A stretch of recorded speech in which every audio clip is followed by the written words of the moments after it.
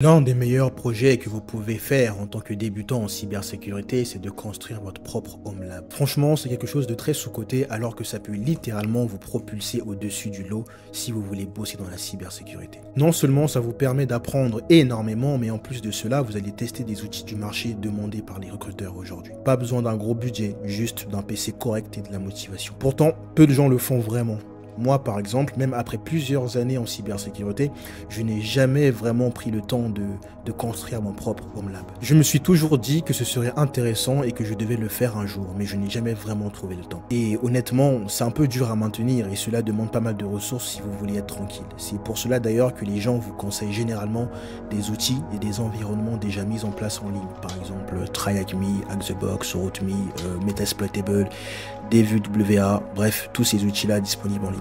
Mais je trouve que juste pour la pratique, c'est un très bon projet à faire et surtout à valoriser dans un CV. Dire en entretien que vous avez monté un Home Lab, testé des attaques, configuré un pare-feu, ça fait clairement la différence. Bref, trêve de mondanité, dans cette vidéo, vous allez me suivre dans la construction de mon propre Home Lab. Ok les amis, c'est parti pour la construction de ce lab de cybersécurité. J'espère que ça ne me prendra pas trop de temps, mais bon. Je pense que c'est une utopie de croire que ça ne me prendra pas beaucoup de temps.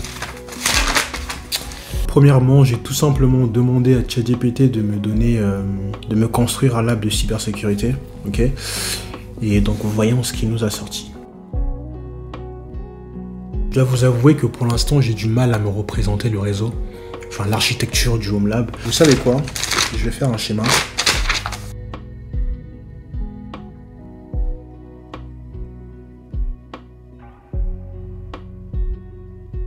J'imagine que là c'est le 192.168.1.0 et 192.168.2.0.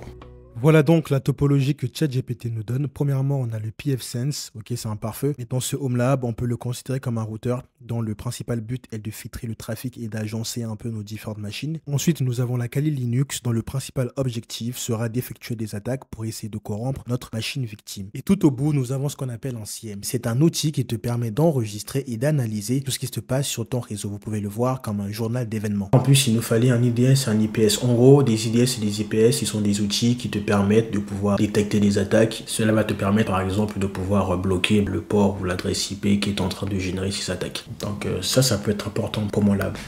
Malgré cela, je n'étais pas complètement satisfait par ce que GPT m'avait donné, parce que je trouvais qu'il était un peu trop simple, cela manquait de redondance et de sécurité, entre guillemets. La redondance est un principe en sécurité qui consiste à avoir toujours des backups, c'est-à-dire que s'il y a un serveur qui est corrompu, il faut toujours avoir un deuxième serveur pour venir sauver les meubles. Et c'est également ce qui manquait dans ce Home Lab. Si le SIEM principal est corrompu, nous n'allons plus pouvoir observer les journaux d'événements, et ça, c'est un gros problème. Bon, vous savez quoi, je vais essayer de revenir à la bonne vieille méthode, c'est-à-dire faire des recherches, bien avant que ChatGPT existe.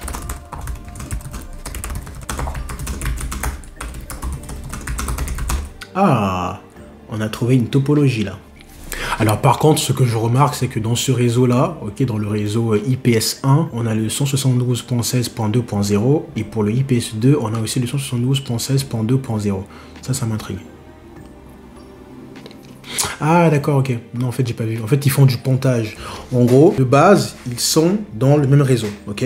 Mais par contre, lorsqu'on va vouloir effectuer des attaques, on va créer un pont pour séparer virtuellement les réseaux, de telle sorte qu'on ait vraiment deux réseaux séparés pour pouvoir simuler au mieux ce qui se passe en réalité. Parce qu'en réalité, lorsque un attaquant ou un hacker veut attaquer quelqu'un, en général, on est dans des réseaux assez différents. Donc je pense qu'ils ont mis du pontage pour pouvoir simuler un peu cette réalité-là. Mais dans ce cas, pourquoi ne pas juste créer une machine à part dans un autre réseau? Est-ce que c'est par facilité? Est-ce que... je sais pas pourquoi. En gros, si j'ai bien compris, l'avantage du pontage, c'est que cela te permet de séparer un réseau. De telle sorte que si par exemple tu as besoin d'isoler un réseau ou d'isoler une machine, tu fais un pontage et c'est réglé. Tu peux l'enlever et le remettre quand tu veux et de manière assez rapide. Donc je comprends pourquoi ils ont fait ça, mais bon. Je vais continuer mes recherches pour voir s'il n'y a pas d'autres topologies plus intéressantes. Bon, là, clairement, j'étais en train d'hésiter entre la première topologie qui m'a été donnée par ChatGPT et la seconde topologie que je viens de trouver où un pontage est nécessaire. Alors je pense avoir trouvé la bonne topologie que je ferai. Je pense que je vais plutôt prendre la deuxième parce que la première est un peu trop simple et le comptage c'est un peu chiant. En tout cas pour un premier lab, je dois faire quelque chose de simple et d'accessible. Bref, après de multiples recherches, j'ai finalement réussi à trouver un lab que je pouvais faire en très peu de temps. J'ai tout simplement concaténé tout ce que ChatGPT m'avait fourni comme réponse, j'ai concaténé tout ce que j'ai pu trouver sur le net et ainsi de suite. Et d'ailleurs, j'étais assez surpris de voir qu'il y avait quand même pas mal d'outils, pas mal de ressources disponibles pour la création d'un Home Lab, donc ça c'est vachement cool. Et donc, voici la topologie finale de ce Home Lab. Le pfSense, dont le rôle principal est de pouvoir filtrer le trafic, il est considéré comme un routeur. Ensuite, nous avons la Kali Linux dont le rôle principal est de venir perpétuer les attaques vers une machine victime. Et comme machine victime, j'ai opté pour Metasploitable. C'est une machine virtuelle déjà disponible et qui présente pas mal de vulnérabilités. Ensuite, j'ai opté pour un SIEM très connu. Souvenez-vous, le SIEM, c'est un outil qui te permet de faire de la journalisation. Et pour cela, j'ai opté pour Splunk. Splunk est un outil mondialement connu et beaucoup utilisé dans le monde de l'entreprise. Et enfin, pour finir, souvenez-vous, je vous avais dit qu'il fallait avoir un deuxième serveur pour de la redondance. C'est important. Et pour cela, j'ai opté pour Security Onion. Non seulement il te sert de SIEM, mais il te permet également de détecter et de bloquer les attaques. C'est ce qu'on appelle un IDS/un IPS. Allez, c'est parti. Première étape, l'installation et la configuration de notre firewall pfSense.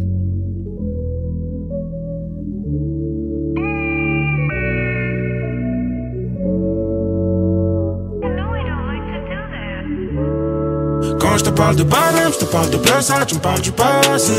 Moi je te parle de place, mes envies de remplir Bercy. Quand je sors de Paname, je suis sans état d'âme, je suis venu pour manger. On peut tous se venger, en vérité j'ai pas peur du danger.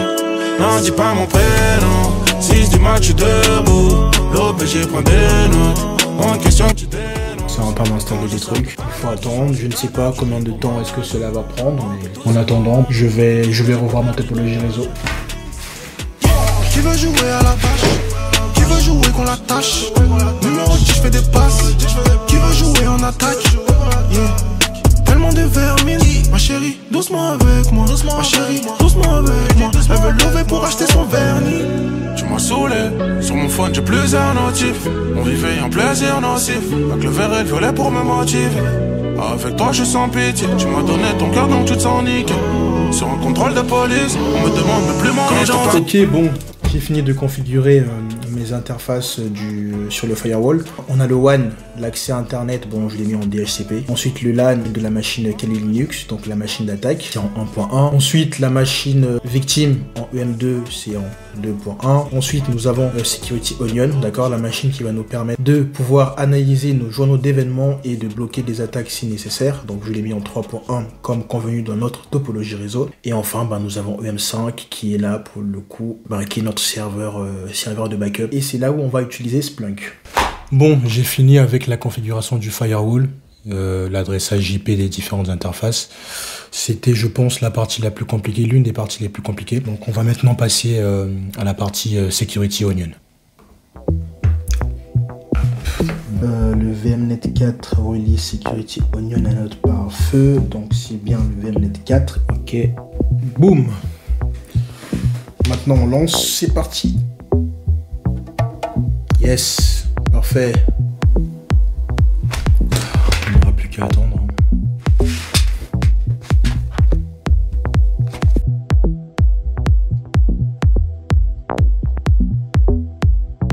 Vous connaissez les lois de l'informatique, rien ne se passe jamais comme prévu.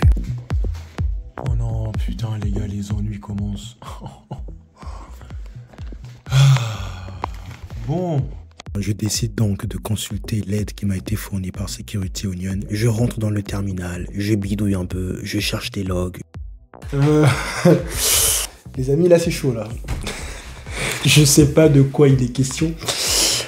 En fait, ils ne trouvent pas la source. Mais la source de quoi, je ne sais pas. Apparemment, il y a une erreur stall que je ne sais pas ce que c'est. Premier réflexe, j'ai mis le code de l'erreur sur Google, mais sans succès. Deuxième réflexe, ChatGPT, sans succès.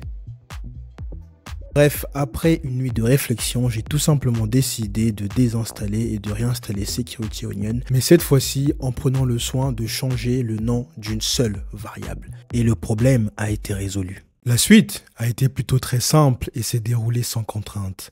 L'installation de la machine victime Metasploitable et l'installation de la machine d'attaque, la Kali Linux. Bon, en attendant que ça charge, on va parler un peu de cybersécurité.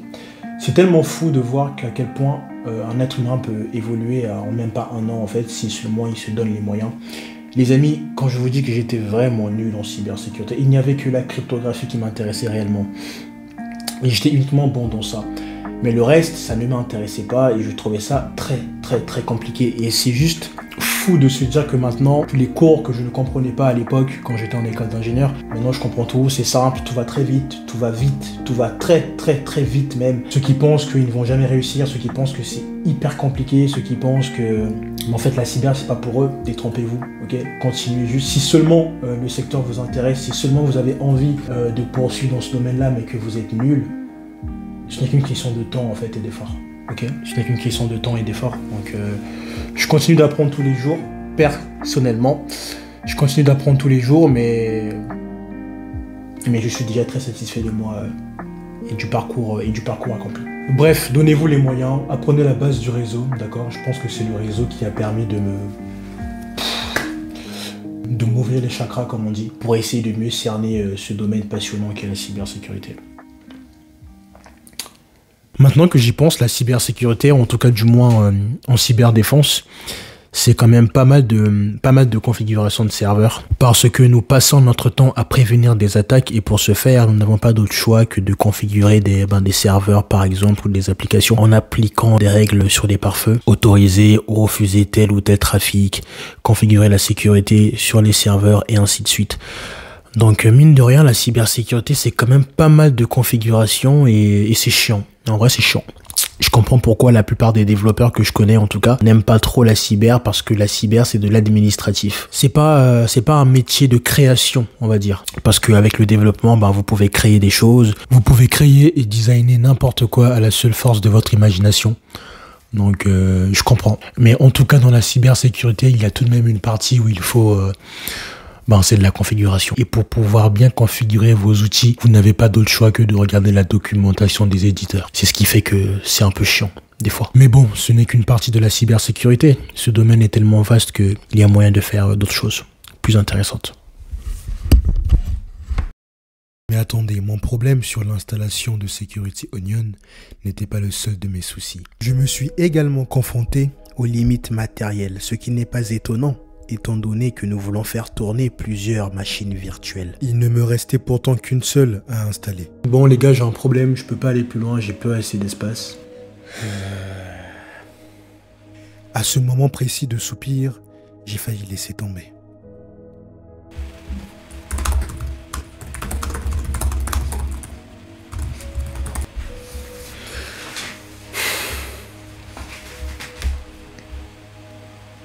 Ouais, mais la mémoire, 4 processeurs, 80 gigabits, ça va être chaud, ça va être compliqué là. C'est le problème avec les Home Lab, vous devez être sûr que vous avez les capacités nécessaires pour héberger toutes ces machines virtuelles.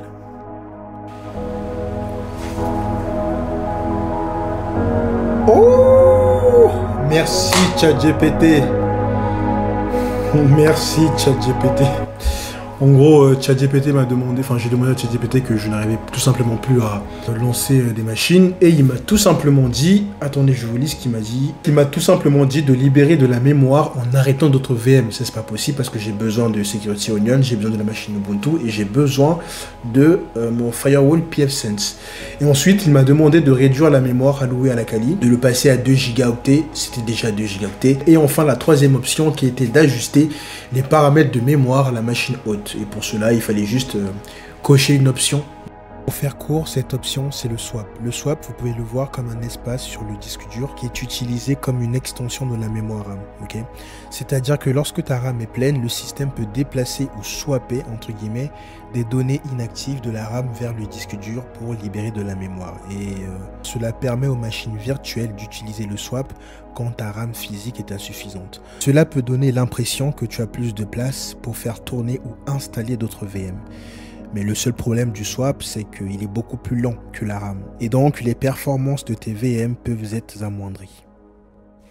Bref, en ce qui concerne ce HomeLab, j'ai pu installer et configurer toutes les machines requises. Kali Linux, Metasploitable, configurer le firewall, filtrer le trafic, configurer et tester Splunk, outil d'ailleurs énormément utilisé dans le monde du travail, je vous le recommande fortement. Et enfin, j'ai pu effectuer des attaques de base afin d'exploiter notre machine victime. Cette vidéo n'est pas un tutoriel, mais si vous voulez réaliser votre propre HomeLab, toutes les infos sont disponibles sur internet. Et vous n'êtes pas sans savoir que l'une des compétences qu'un ingénieur en cybersécurité doit maîtriser, c'est la recherche d'informations. On reproche souvent aux étudiants en cybersécurité de ne rien savoir faire.